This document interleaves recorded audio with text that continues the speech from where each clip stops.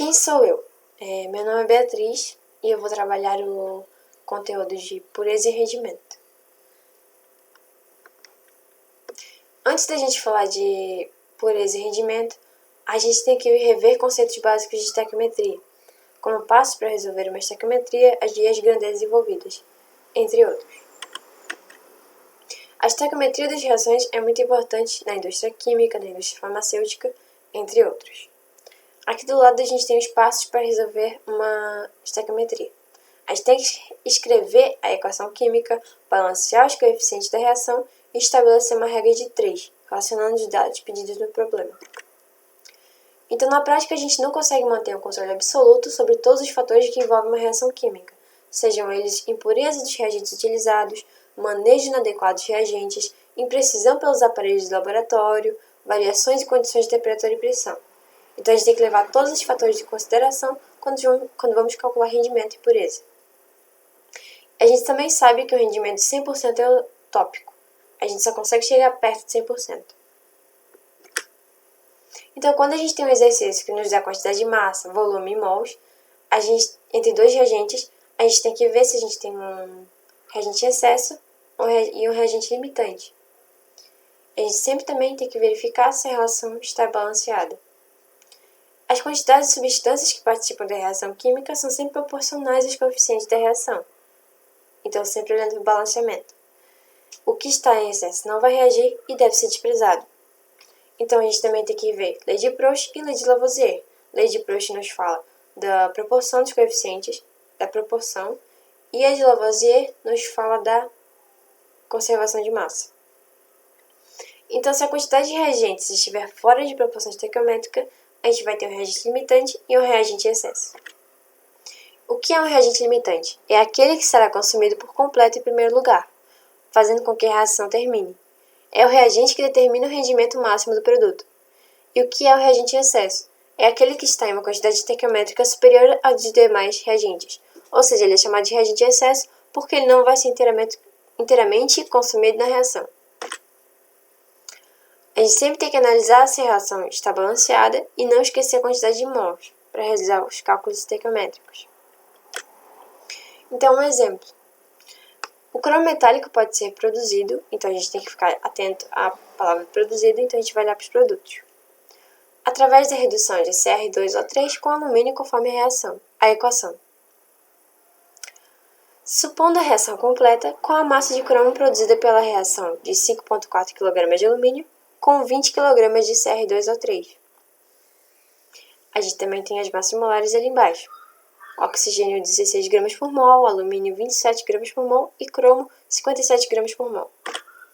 A gente sempre tem que baixar a quantidade de mols para a gente conseguir ver o que está acontecendo na reação. Então, a gente tem 2 mols de alumínio, 1 mol de Cr2O3 e assim por diante. Então, já que a gente tem 2 mols de alumínio, a gente vai multiplicar por 2 a massa molar dele, ou seja, 27. Teremos 54 gramas, então. E no Cr2O3 teremos uma soma da massa molar do cromo com o oxigênio. A gente consegue ver uma proporção entre o 54 e o 5,4. O 54 dividido por 10 nos dá 5,4. Então, essa vai ser a proporção entre eles.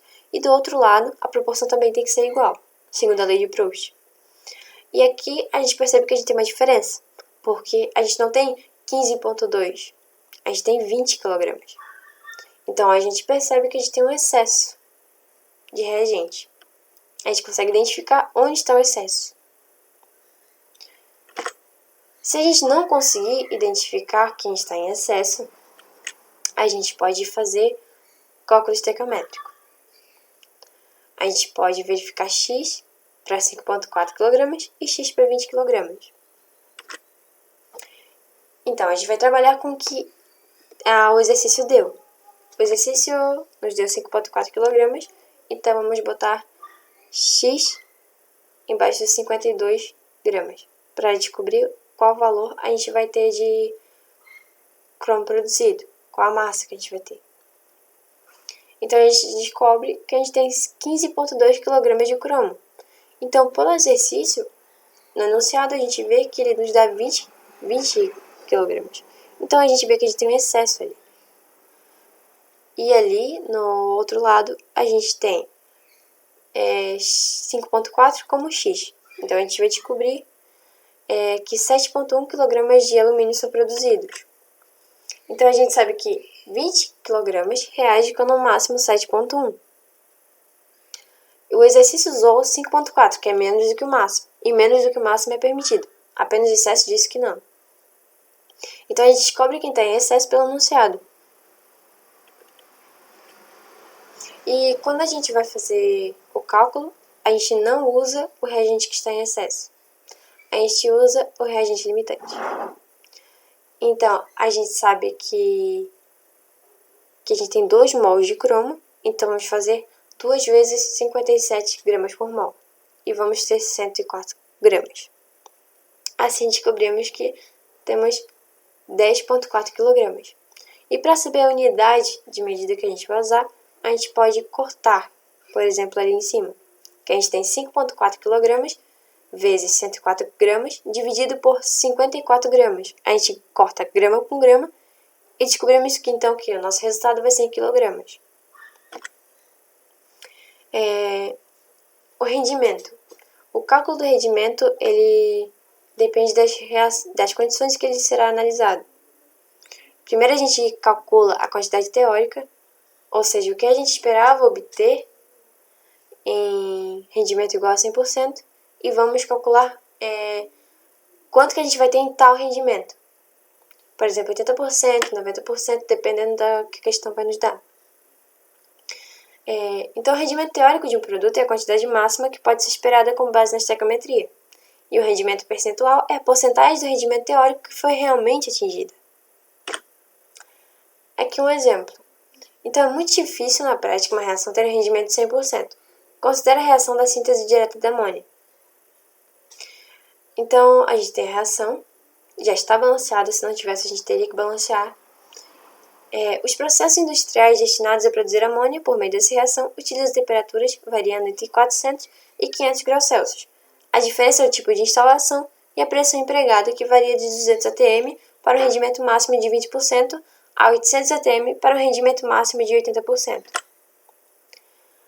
Então, a gente tem que a reação de 20 litros de gás nitrogênio com gás hidrogênio suficiente, feita sob pressão de 350 atm e temperatura de 773,15 Kelvin, fornece um volume de amônia igual a 7,2 litros. Sabendo que o volume molar nessas condições é igual a 0,18, calcule o rendimento da reação. Então, sabemos que vamos trabalhar com N2 e o NH3 segundo anunciado. Não vamos trabalhar com H2. Então, aqui, a gente tem uma reação de 20 litros, volume molar nessas condições é igual a 0,18 litros por mol. Então, a gente vai calcular o rendimento. A gente sabe que a gente tem 1 mol de N2 e 2 mol de NH3. Então, vai ser 1 vezes 0,18 e 2 vezes 0,18 para o NH3. Temos 20 litros também, que o enunciado nos dá isso. Então, quantos litros de NH3 serão produzidos realmente? Então, a gente vai ter 40 litros de NH3, essa é a quantidade teórica, em 20 litros. Agora, a gente tem que saber quanto que a gente vai ter em 7,2 litros de NH3. Qual vai ser o rendimento, no caso. O rendimento vai ser de 18% segundo o cálculo estequiométrico. Então, a gente tem o grau de pureza. A impureza é algo que não vai participar de uma reação química. E os materiais que geralmente participam de processo não são puros. Então, na estequiometria, diversas vezes, a gente tem que descontar essas impurezas, já que eles não participarão da reação química, já que eles não reagem. Por exemplo, temos o leite de magnésio, temos o hidróxido de magnésio, reagindo com HCl, temos uma reação de neutralização. E temos hortelã nesse produto.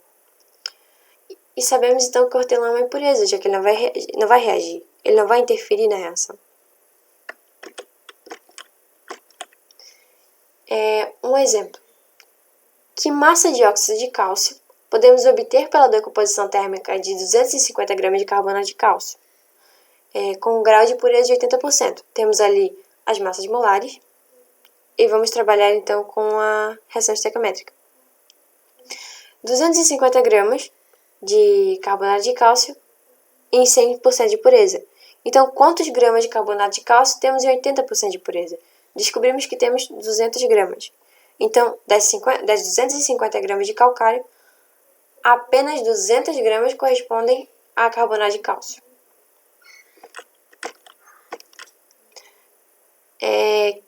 Que massa de óxido de cálcio, então, podemos obter? Temos as quantidades ali de 1 mol.